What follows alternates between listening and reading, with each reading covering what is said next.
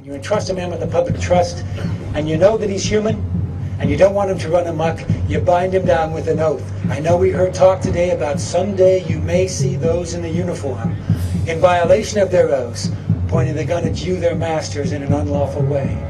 I pray that never happens. It has happened.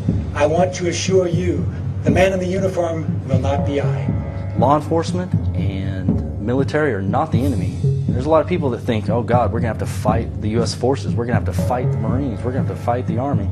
And that's not the case. U.S. military is not against the people. We are the people.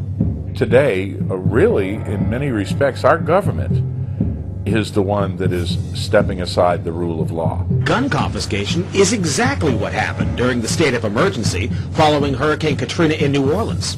The social controllers are very scared of police and military rediscovering their oath of office. We will not obey orders to impose martial law. I will not obey. They understand that throughout history, tyranny comes to your door in a uniform. We will not obey orders to conduct warrantless searches of the American people. I will not obey. Think of every instance you can think in history where republics have fallen through usurpation of power. Particularly think of the times when it has happened through the military force run amok. You can't really tell from my name, but my father lived under Stalin, and his whole family was killed by Stalin. And my mother's family escaped from North Korea, and they lost all their property, and were supposed to be killed at least 3 or 4 times. So I was fortunate to be born in this great nation, and but yet I see the same signs or our country going in the direction in which my parents escaped from.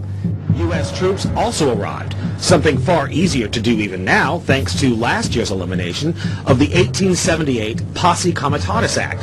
That forbid U.S. troops from policing on American soil. We will not obey any orders to force American citizens into any form of detention camps under any pretext. I will not obey. To what degree are we anymore mindful of oaths? If we had law enforcement in America keeping their oath to do just that, we would have our constitutional republic back tomorrow. That's how powerful this movement is.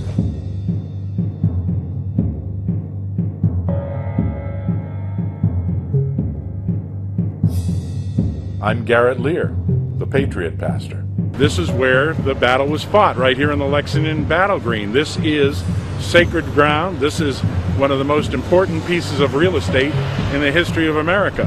This is where it happened, and this was the shot basically heard around the world, and still being heard around the world, I think. I grew up in the town of Lexington, standing on the green, playing on the green.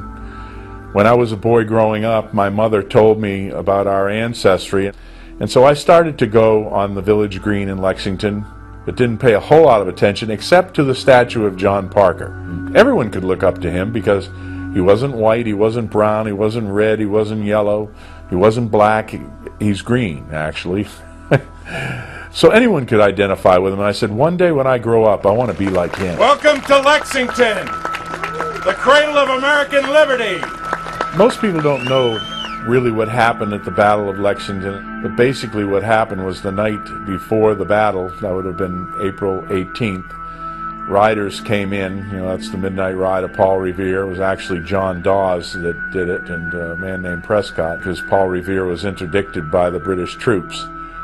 But they were bringing a message from Dr. Warren and the committees of correspondence and the committees of safety in Boston to tell them, looks like the British are mounted troops here, and we're not exactly sure what they're trying to do. They're probably going to go after the munitions that are in Concord, but they're probably going to try to capture Samuel Adams and John Hancock and either send them back to England in chains or shoot them right there or something.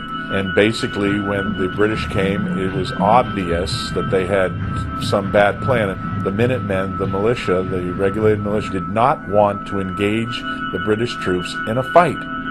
And so these men stood their ground when they were told, you are to drop your weapons and disband. Well, they started to disband, but they would not drop their weapons because they were militia. And what happened when they started to disband, they got fired on. The first shot that was fired by the British regulars. It was not fired by the Minutemen. It was not fired by the colonists. It was not fired by the people of Lexington. And we can find that in the narrative of Jonas Clark, the pastor. 8 of them got shot and killed. Many were bayoneted. Some died later of wounds. Many were wounded. But 8 died on this green. But they stopped the British as they were on their march to Concord. And they did what was right. This was a principled stand for freedom, and we're doing the same thing today. We will not obey orders to disarm the American people. I will not obey. Well, today we're here on the green at Lexington, April 19th, which is the anniversary of April 19th, 1775, which was the first shot and fired the American Revolution. I'm Stuart Rhodes, the founder of Oath Keepers, which is a nonpartisan association of current serving military, police, and veterans, all of us who swore an oath to defend the Constitution. And our mission is to make sure that all of the other oath takers are oath keepers. Gun confiscation is exactly what happened during the state of emergency following Hurricane Katrina in New Orleans. U.S. troops also arrived, something far easier to do even now thanks to last year's elimination of the 1878 Posse Comitatus Act. That forbid U.S. troops from policing on American soil. We've had critics that say, well, what are you guys talking about? Of course I'm going to keep my oath. I find it offensive that you even suggest that a military officer or a police officer would not keep the oath. And we say, hey, we got one word for you, Katrina. Okay? Look at what happened there. And so we want to make sure there are no more Katrinas. We don't want any more of that. What we're hearing is that a lot of those guys just weren't prepared for those orders and hadn't thought about it ahead of time.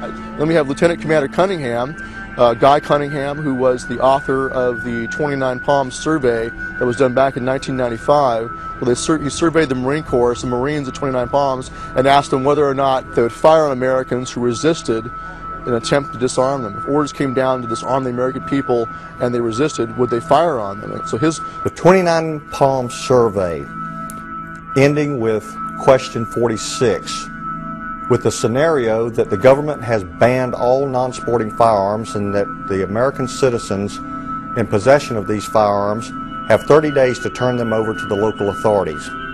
At the end of this period of time, several citizen groups form that refuse or resist the confiscation of these firearms banned by the U.S. government.